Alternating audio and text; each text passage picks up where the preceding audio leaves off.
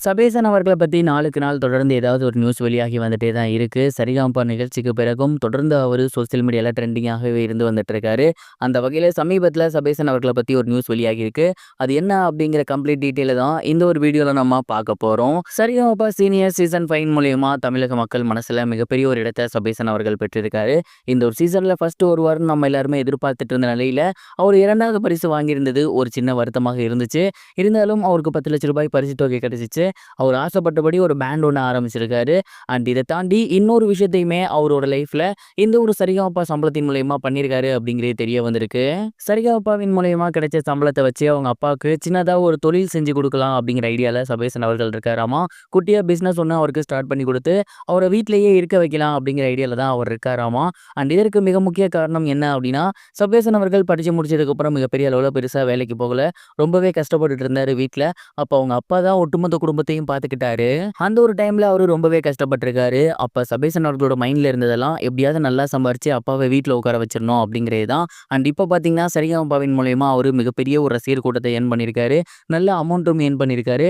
அந்த ஒரு அமௌண்ட்ட வச்சு அவங்களோட ஊர்லயே சின்னதா பிசினஸ் ஒண்ணு ஸ்டார்ட் பண்ணலாங்கிற ஐடியால இருக்காராமா. அண்ட் அந்த ஒரு பிசினஸ அவங்க அப்பாவுக்கு பண்ணி குடுத்து, அவங்க அப்பாவ வீட்லயே இருக்க வைக்கலாம் அப்படிங்கிற எண்ணத்திலயுமே அவர் இருக்காராமா. அண்ட் இந்த ஒரு விஷயத்த தான் அவரோட சம்பளத்துல அவரு முக்கியமா பண்ண போறாரு அப்படிங்கிறது தெரிய வந்திருக்கு. கண்டிப்பா சபேசன் அவர்களுக்கு இந்த ஒரு விஷயம் அப்படிங்கிறது ரொம்ப ரொம்ப மிக முக்கியமான ஒரு விஷயம் அப்படின்னு தான் சொல்லணும்.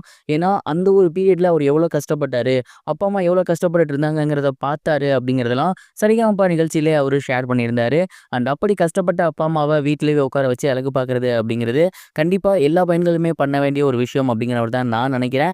அதை சபேசன் அவர்கள் சரிகமபா முடிஞ்சதுக்கு அப்புறம் அதுவும் சரிகமபா சம்பளத்தை வச்சு பண்ணியிருக்கிறது அப்படிங்கிறது உண்மையிலேயே மிக சிறப்பான விஷயம்னு நான் நினைக்கிறேன். நீங்க இதை பத்தி என்ன நினைக்கிறீங்க? மறக்காம கமெண்ட் பாக்ஸ்ல ஷேர் பண்ணுங்க. இது ஒரு புறம் இருக்க, இயக்குனர் லிங்குசாமி அவர்கள் விஜய் அவர்கள பத்தி பேசியிருக்கக்கூடிய ஒரு விஷயம் இப்ப சோசியல் மீடியால ரொம்பவே ட்ரெண்டிங்கா போய்கிட்டு இருக்கு.